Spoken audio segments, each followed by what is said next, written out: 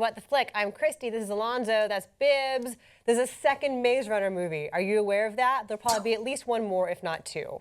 Right now, we're at the second one, the Scorch trials. I still don't know what the Scorch trials are. Will you please explain this to me? I think the idea of like that the first maze was all a test makes everyone think the Scorch trials are actually like, someone's actually like, ooh, 10 out of 10 on that scorching. Nicely done. I think it's all just, those were very trying times for all of these kids who escaped the maze, and they escaped the maze, and the whole earth is all like, bah!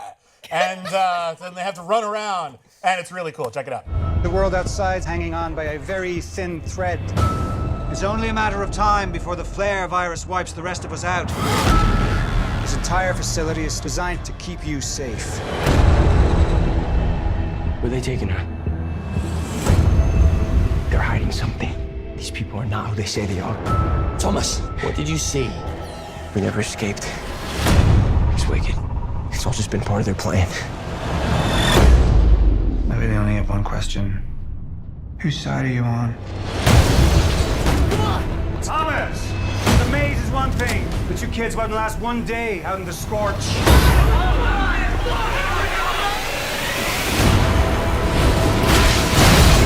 Come on, follow me! No one's come out of the Scorch in a long time. Let's go! Go! Go, go!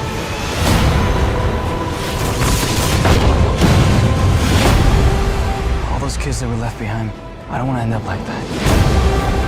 Hello, Thomas. You know me?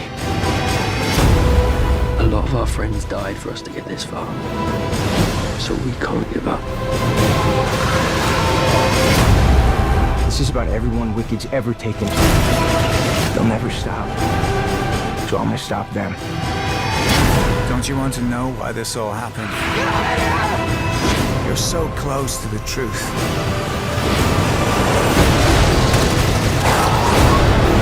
Right there! Hang on!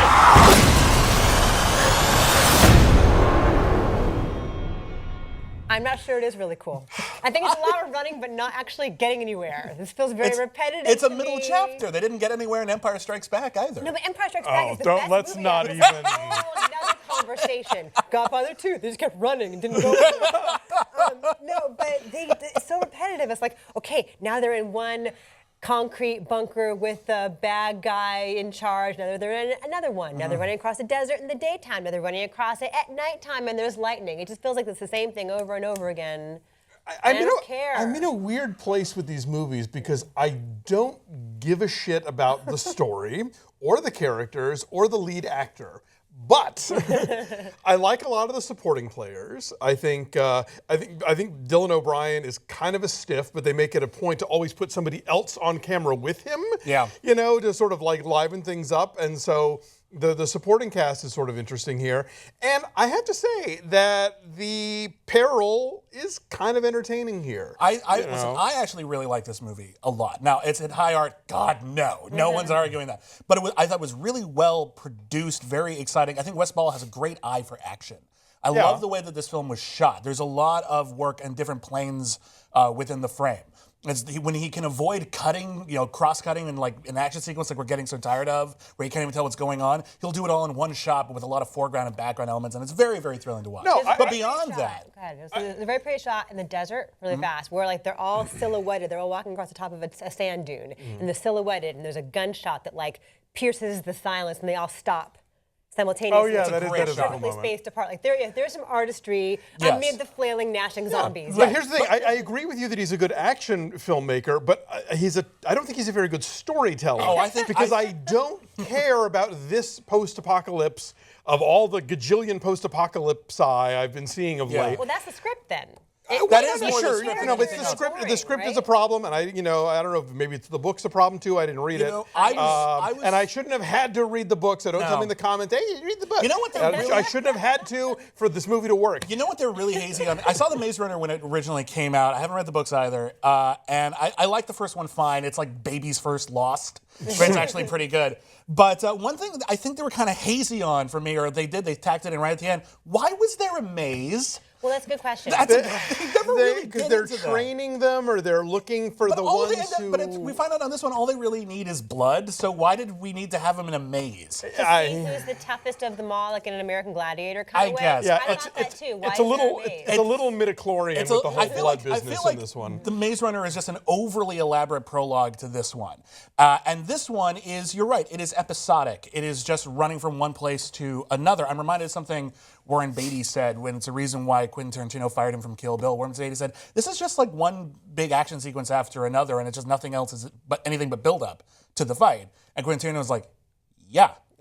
That's the point. That's the whole genre. When I look at The Maze Runner, especially this one, I see someone who has looked at how video games convey a narrative and is actually adapting that effectively into a cinematic mold. Not just something like Hitman, which is like, we'll just steal a mechanic. When you look at the way that the beginning of this film is structured, it is structured so much and so effectively like Fallout 3. I did feel like I was watching a video game in the way that this was unfolding, and I don't always know that that's a good thing in a cinematic context. Yeah. But again, I think that if you are going for the peril and the monsters and the villains and the danger and the running and the adrenaline, that stuff all lands. I think that's the whole movie, though. But my problem is that I can't divorce that from plot and character in a movie that seems to at least try to have plot and character. I mean, there are Tarantino movies where clearly that's not even on the table, and who cares? I love the Raid Redemption, and that's not necessarily so much about the plot and character and they know it. This movie, I think, thinks that it's giving me plot and character, and it's not. And I wish it would just shut up and have more zombies and running. We're supposed to care. I was saying, we're supposed to care who lives and who dies. We're supposed to care about whether this guy, our hero, the one, can indeed save everybody, and they're all drawn so flimsily that it's really tough to care. I actually like that he's kind of not the one, and the whole the oneness, the thing that we find out he did, actually is arguably very evil. Like he's actually like there's actual like a little moral complexity to the good versus evil element in this story. I like that. Yeah, okay, the episodicness. I think it reveals something different in each chapter that kept me going and kept me interested and kept me wanting to see what came next. I like that each one ended with a cliffhanger. It just was an interesting sense of momentum that got me through it. And I feel like ultimately all the plot boils down to is something that we're missing in a lot of YA fiction. I'm not saying this movie does it brilliantly, but the idea that adults are terrible and cannot be trusted. That's how they all have that. I know, I'm not seeing that enough. I'm not seeing that enough. I can't commit to this world the way that I commit to, say, the Hunger Games world. Like that one seems well drawn out, and there's a point to it, and there are characters within it where there are stakes, and I care what happens to them. Sure. And this one feels like a phoned-in post-apocalypse. I don't think it needs to be. First off, I'm not the biggest fan of the Hunger Games movies. I like them fine, but like I don't feel like this needs to be as good as the Hunger Games in order to be good. I don't feel like in order to like stand up to the absolute what we consider to be the height of a genre is something that every genre film needs to do in order to be valid. I'm enjoying this. I'm just using that as a point of comparison in terms of why this isn't working. No, that's fair, and I'm just saying that for me that's a non-issue. Sure. And the Hunger Games also is better than this in terms of, you mentioned the supporting players. We have a ton of great actors in very, very small roles here who don't get to do a whole lot. Like Lily Taylor shows up for 2 seconds. Barry Pepper shows up for 2 seconds. Yeah. Patricia Clarkson is in it in the very beginning, in the very end. The Hunger Games will use its big cast more effectively. I don't know. Julianne Moore really kind of felt wasted. I feel like a lot of the characters in the Hunger Games are wasted, even though a few of them are done with great. Donald Sutherland has a lot to work with in the Hunger Games. Julianne Moore, I'm wedging are you here because you have a bigger moment in the last movie? Because I would just. That's always a possibility. Yeah, I did kind of. It was almost a joke where like, okay, if you're over 35 and you're bored, here's someone you'll recognize. Here's Giancarlo Esposito. And he's actually pretty good in it. Yeah, he has some things to do. Yeah. There's one fun scene, and I don't want to spoil it, but it has really effective use of Walking After Midnight by Patsy Cline. Yes. A song I sing to my son almost every night at bedtime. But that was like a rare moment of fun in a movie that is super self-serious and just like concrete and dust and misery.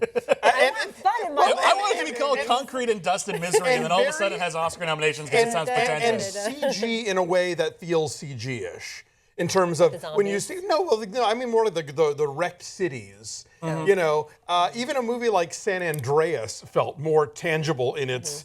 Let's not go nuts. In its chaos than this one. I looked at these vast landscapes behind them, and whatever that uncanny valley thing is that makes me not think, oh, they're standing in front of a green screen, was not being clicked. I just thought, oh, they're standing in front of a green screen. And other movies, I don't leap to that place. Fair enough. Okay, so what's your number then, fellas? Look, I enjoyed it a lot. I don't think it's high art or anything like that, but I thought it was a really nicely paced, exciting movie. Very well shot. 8. 8 out of 10. I'll go 5.5 because I had more fun than I thought I was gonna, but I just can't get into this because it's not letting me be interested. 3.9. So our number is a 5.8, is a 53% on the tomato meter. If you didn't like this one, don't worry, there's going to be at least 2 more. Yeah, the last book has to be 2 movies now. It's the rule. Bye.